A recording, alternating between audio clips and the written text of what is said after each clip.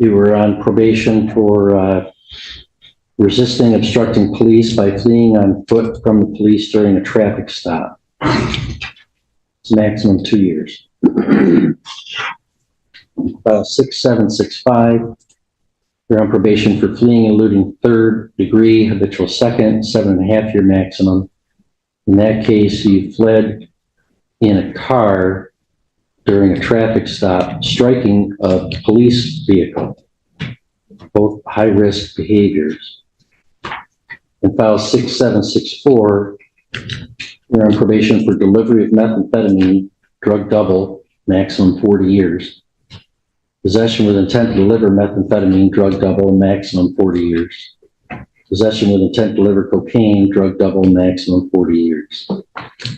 I mean, I've given you so many warnings, and we placed you in the recovery court program despite some of this high-risk behavior. You had multiple violations. We sent you to treatment, and you left treatment and then absconded supervision and had to get arrested. That's not even taking into account that it's alleged that you've committed more than one felony while all that was going on, or while all this case has been going on. Even laying that aside, you've been just out of control, and we have tried to give you every treatment tool in our toolbox. You know, so now I got to reach for the other tools. You know, what your attorney's saying is a great pitch at the initial sentencing, and I bought it, and I put you in recovery court. And you and I have had several conversations, you and Mr. Fagan, you and Nicole. And I don't know why it just isn't sinking in. And it's not just that you're using drugs. I mean, we've got deliveries, we've got possessions with intent, we've got fleeing from police, we got fleeing from the police in the car, hitting another car. They're high-risk behaviors. It places people in danger. Not just you, it places other people in danger as well. So taking all those things into account, in file 6457, I'm going to, that's an advisory guideline range of 0 to 11 months.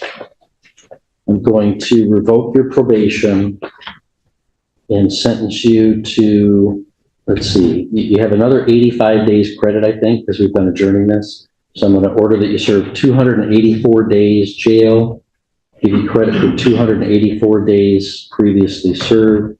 Any fines and costs that were previously assessed remain due and owing in the amount of any unpaid balance. That's 6457. In file 6765, that's the fleeing and eluding, third degree habitual second. The advisory guideline range is 10 to 28 months. I'm going to revoke your probation and commit you to the Michigan Department of Corrections for a term of not less than 28 months, nor more than 7.5 years, exercising my discretion under the habitual offender statute to increase the statutory maximum to 7.5. You have credit for, by my count as of today, 225 days credit. Any fines and costs that were previously assessed remain due and owing in the amount of any unpaid balance.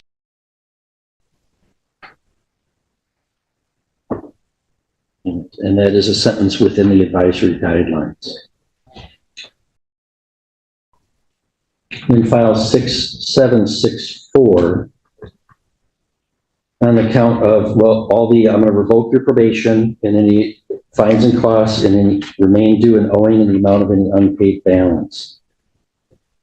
All right, guys, today we're stepping into a courtroom where the judge makes it clear this isn't someone getting a first or even second chance.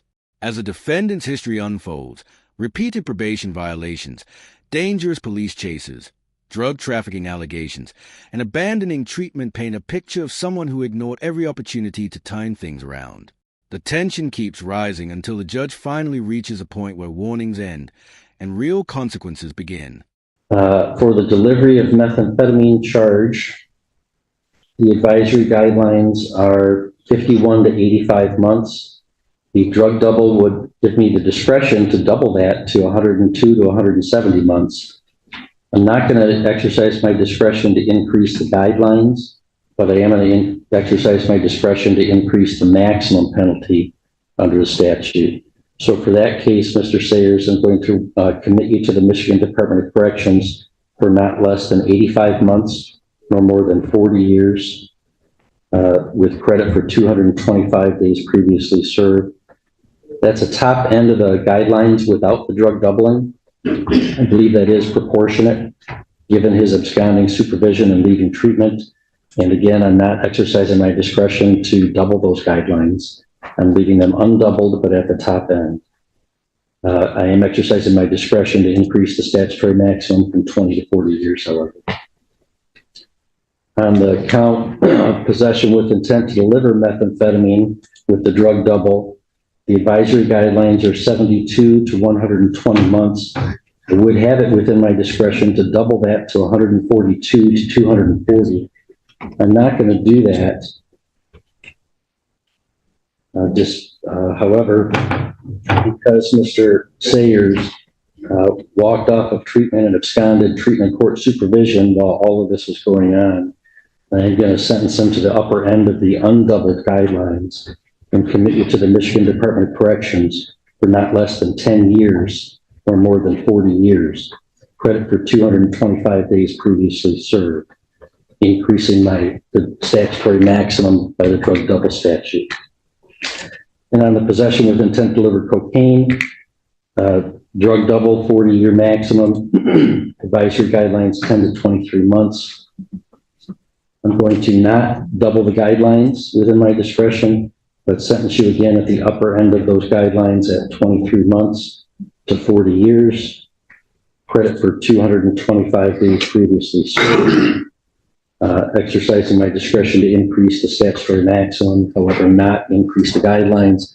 And again, top end of the guidelines is certainly proportionate in this case. All right, and Mr. Sayers, you have the right to file, you are able to file an application for leave to appeal if you wish on any of these cases. If you want a lawyer, I give you one, but you have to ask me within 42 days.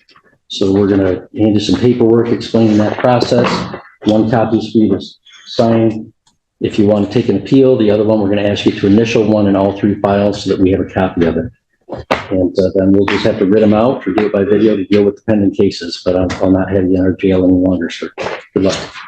All those sentences will be concurrent to each other, which I think is required by law on those files. But buckle up, because this is where the courtroom reaches its most serious moment. The judge carefully explains every sentence, making it clear that the punishment isn't based on one mistake, but on a long pattern of risky decisions and repeated violations. Even while showing restraint by not applying every possible enhancement, the court still hands down decades of potential prison time before explaining the defendant's appeal rights and bringing the hearing to a close. If you found this courtroom breakdown interesting, don't forget to like the video, subscribe to the channel, and turn on notifications so you never miss our next case. Thanks for watching, and we'll see you in the next video.